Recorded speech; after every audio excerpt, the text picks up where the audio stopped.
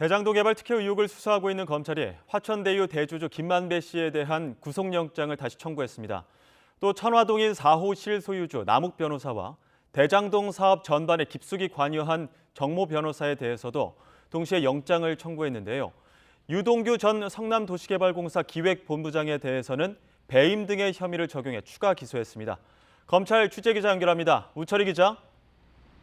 네, 서울중앙지방검찰청입니다. 네, 검찰이 김만배, 남욱, 정모 변호사에 대해서 한꺼번에 구속영장을 청구했죠? 네, 그렇습니다. 조금 전에 들어온 소식입니다. 서울중앙지검 전담수사팀은 출입기자단 공지를 통해서 오늘 오전에 김만배, 남욱 그리고 정모 변호사에 대한 구속영장을 청구했다고 밝혔습니다. 김만배 씨의 경우에는 이미 한 차례 영장이 기각됐고요. 남욱 변호사는 체포한 뒤에 석방했습니다. 정 변호사에 대한 구속영장은 이번이 처음입니다.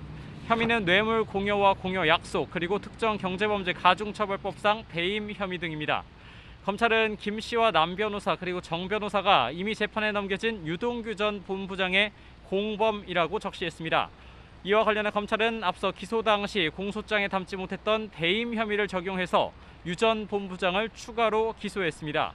유 전 본부장이 김만배 씨, 남욱 변호사, 정영학 회계사 그리고 정모 변호사와 공모를 해서 민관 합동 대장동 개발 사업을 진행함에 있어서 화천대유의 특혜를 몰아주면서 성남시에 막대한 손해를 끼친 배임 혐의가 인정된다고 판단했습니다. 구체적으로 화천대유에 유리하도록 공모지침서를 작성하고 우선 협상자로 선정되도록 불공정하게 배점을 조정했다는 겁니다. 검찰은 또 사업협약과 주주협약 등 개발이익 분배 구조를 협의하면서 공사는 확정 수익만을 분배받도록 하되 분배 대상인 예상 택지 개발 이익을 평당 1,500만 원 이상에서 1,400만 원으로 축소하는 등 화천대유에 특혜를 줘서 성남도시개발공사에 손해를 가했다고 밝혔습니다.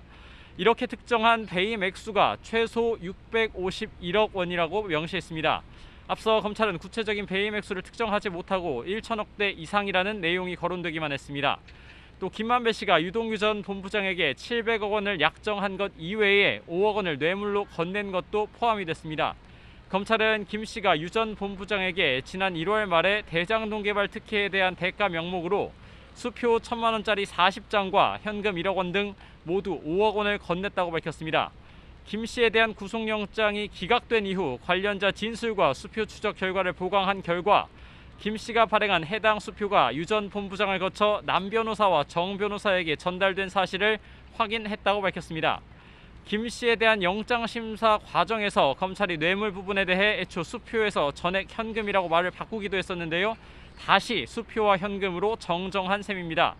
검찰이 그간 어려움을 겪던 배임 혐의는 물론 김만배 씨 등에 대한 구속영장 청구를 위한 혐의 입증을 마무리 지으면서 영장심사를 통해 드러날 결과가 주목되는 상황입니다. 김 씨 등에 대한 구속 전 피의자 신문, 그러니까 영장실질심사는 모레쯤 열리고요. 이르면 그날 밤에 구속 여부가 결정될 전망입니다. 구속 여부에 따라 검찰 수사의 성패가 좌우되는 분기점이 될 전망입니다. 지금까지 서울중앙지방검찰청에서 YTN 우철입니다.